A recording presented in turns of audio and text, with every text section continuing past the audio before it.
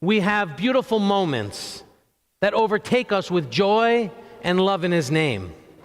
There are different moments in the history of the church, in the history of mankind. From the time God created the first people in the Garden of Eden, God began speaking to all people. For over 1,000 years, God had been speaking and revealing Himself to different people at different times and different places. He spoke to Moses as he wrote the first 5 books of the Bible. He gave Psalms to David. He gave Proverbs to Solomon and prophecy to prophets. For over 1 millennia, God had spoken practically nonstop.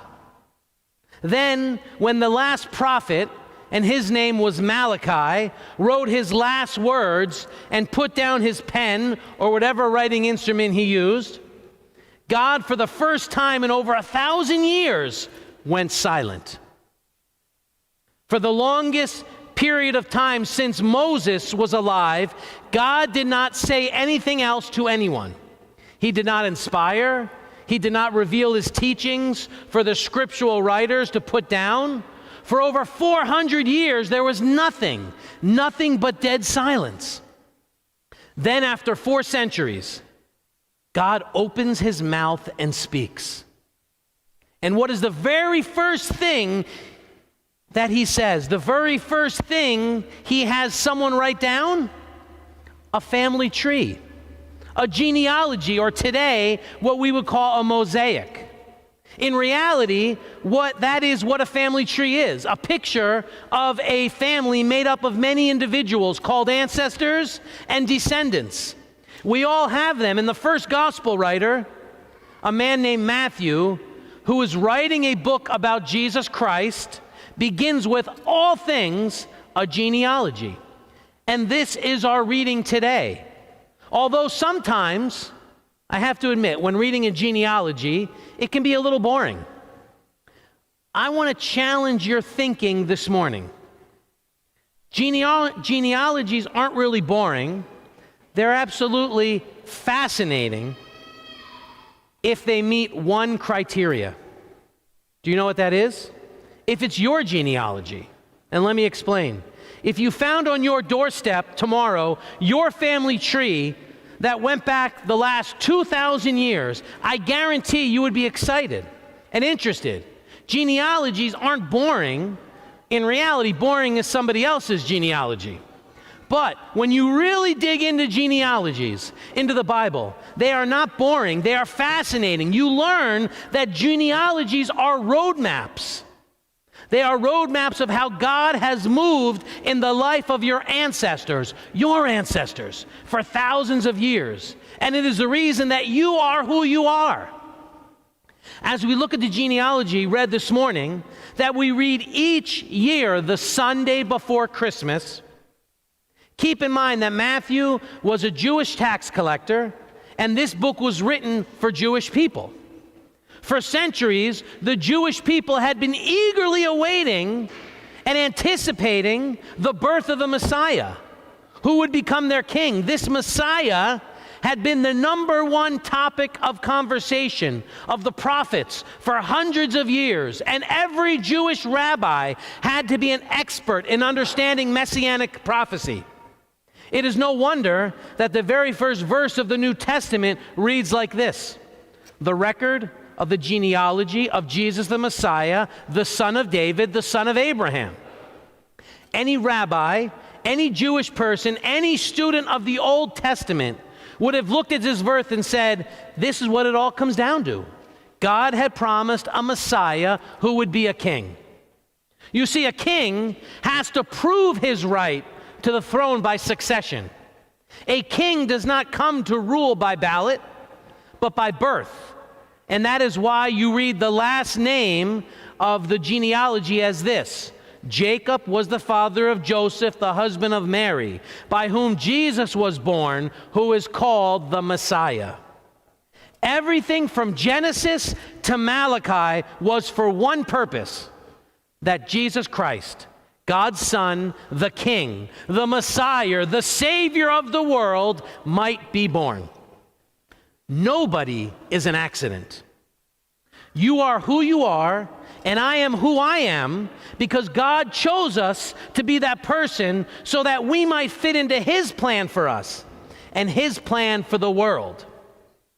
God had promised that from the very beginning that the Messiah had to come through a certain bloodline.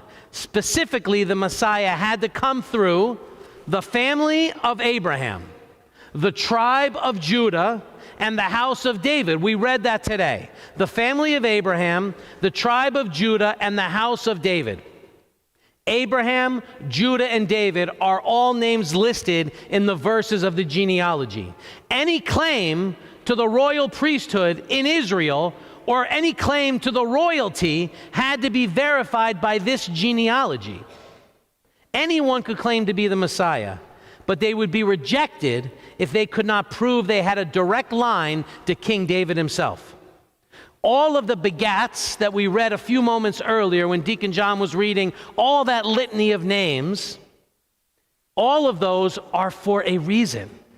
God had made a promise all the way back in the Garden of Eden that a Messiah would come from a woman.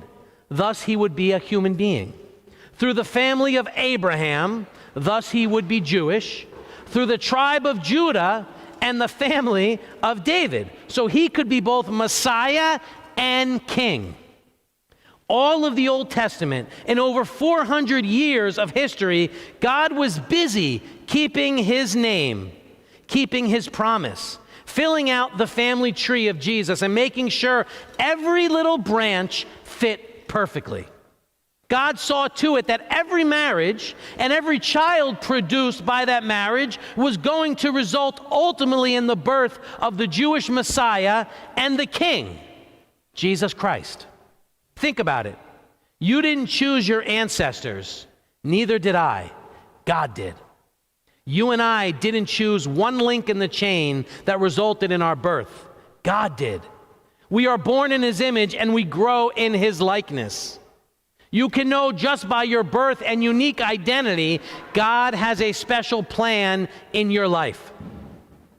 This Christmas, the world will look back 2,000 years to the single event of the birth of the baby named Jesus Christ.